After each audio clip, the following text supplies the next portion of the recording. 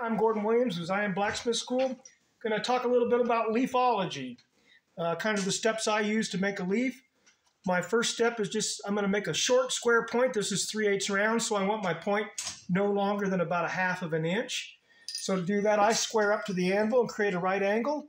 I'm holding close to the edge of the anvil so my hammer can escape. And I'm going to even strikes, 1, 2, 1, 2, 1, 2, till I get a point. Again, I'm here and not here. I don't want to see hammer marks an inch. I want to keep them close to the end. And if you see a lot of bending when you're doing this, your tong's too high or your anvil's too low. So bending is because you're more comfortable here. You want to mimic that. So I've made that step. At that point, I'll round it, usually on that same step. I do this whole thing to this in one step.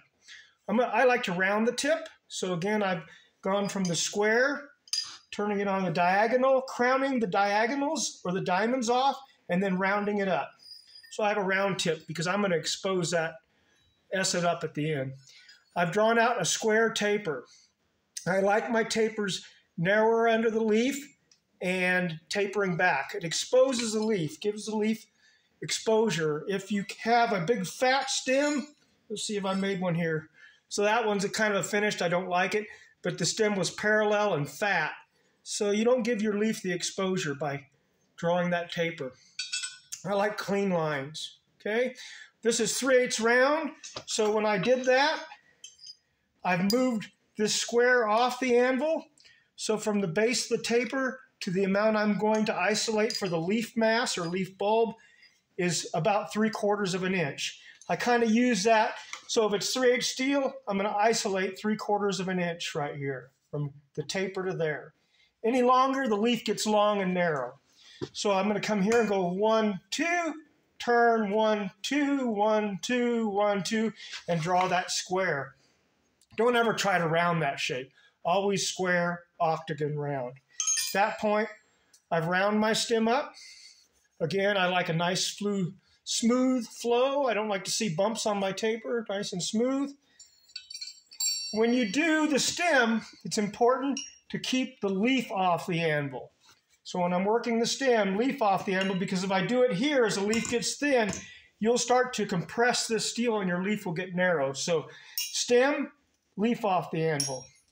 Next, I'm going to spread the leaf. At that point, stem has to come off the anvil, because if I leave the stem on the anvil while I'm spreading this leaf, when it gets thin, I'll hit the stem and make it flat right there, and that's not good. I want to keep it round. So leaf off, or stem off the anvil when you're making the leaf. So I'll spread the leaf, and then if I want edge cuts, I'm a right-hander. Right-handers will come on the left side of their vise. I like to come to the center of my vise, and the reason why is you always want to hammer like this, no matter where you're at, so you can see, or I'll try to get it so you can see. As a right-hander, I can rest, and I keep this exact motion. I'll always be able to see what I'm doing. If I'm over here, again, it's like a monkey humping a football. Fun to watch, but doesn't do anything. Yeah, you don't ever want to see your elbows up in the air. Okay, so I've made my edge cuts. I'm going to make my center line and my diagonals. For me, I like the diagonals to go up. And I do this with a hold down on this. As I do this, I have a walking chisel or a curved chisel, slitting chisel, and I walk the center line down. When I do the laterals, I stick the heel of the chisel in the center, tap in, walk over. Tap in, walk over. If you just go down like this, you'll end up cutting through the center line on one side or the other. So I use a chisel for a center punch. I tap in, walk over. So I've made that. I'm going to sink the leaf now in a tool that I made, and I'm going to show that later. I sink it in a tool. I've got a couple different kinds. So with a hold down on it, I'll sink the tool, and then I'll use a butt tool we sell. That's my butt tool.